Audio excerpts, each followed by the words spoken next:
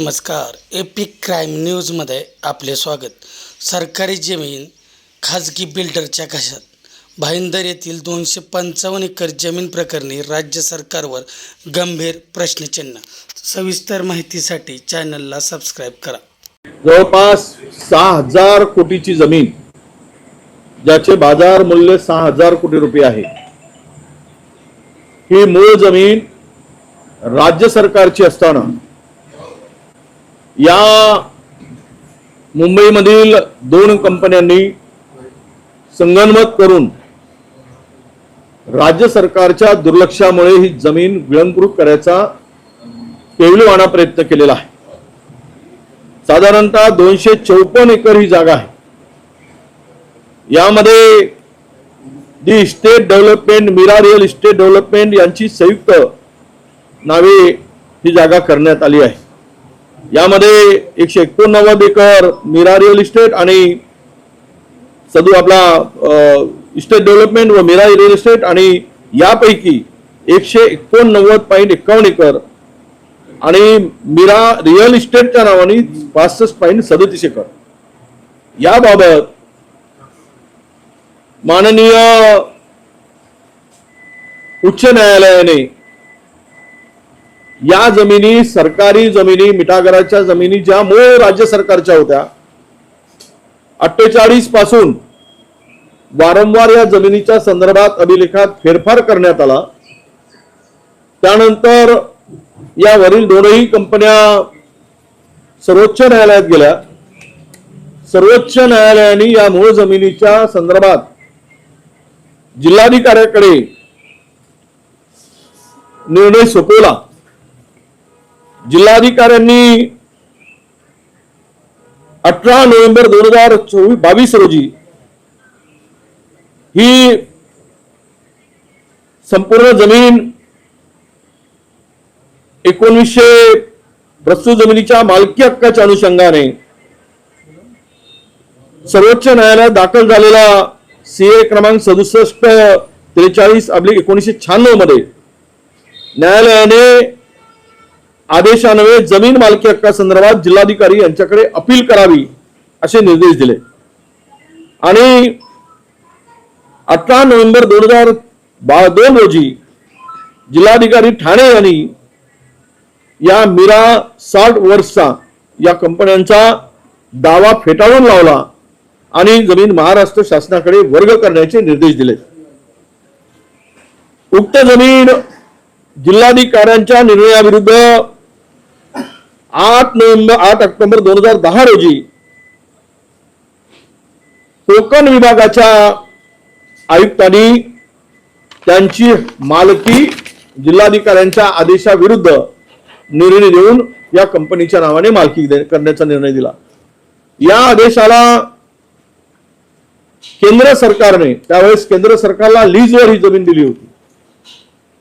जिल्हा दिवाणी न्यायालयात आव्हान दिलंय आणि सदरचे स्पेशल सिव्हिल सूट क्रमांक 771/2011 हा दिवाणी न्यायालयाने त्यांचा निर्णय मेंटॅलिटी ज्युरिडिक्शनचा मुद्दा उपस्थित करून 13/4/2018च्या आदेशान्वये फेटाळला होता.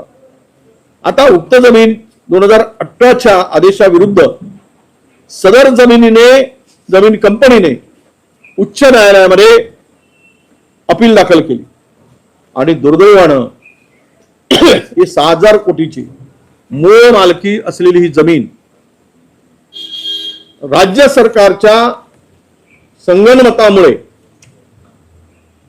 राज्य सरकारच्या हातमिळवणीमुळे 6000 कोटीच्या मालकीची निर्णय सर्वोच्च न्यायालयाने घेतला. याचं कारण की राज्य सरकारने वकील हे झोपा काढत होते. हे सर्व रेकॉर्ड असताना हा रेकॉर्ड कोर्टापुढे का मांडला गेला नाही, न्यायालयापुढे का आणला गेला नाही? जर भक्कमपणे चांगले मोठे वकील नेमून ही बाजू जर मांडली असती तर कदाचित सर्व उच्च न्यायालयाचा निर्णय या संदर्भात कंपनीच्या बाजूने लागला नसता.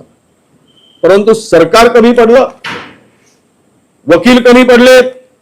यामागे राज्य सरकारची भूमिका ही संदिग्ध अशी भूमिका आहे. कारण 6,000 कोटी रुपयाची ही जमीन आहे. आणि अशा स्थितीत आता आम्ही SLP दाखल करू वगैरे म्हणतायत. पहिल्यांदा या संदर्भात मदत करायची आणि प्रकरण बोंबाबोंब झाली की मग अपीलमध्ये जाण्याचा निर्णय घ्यायचा. अपीलमध्ये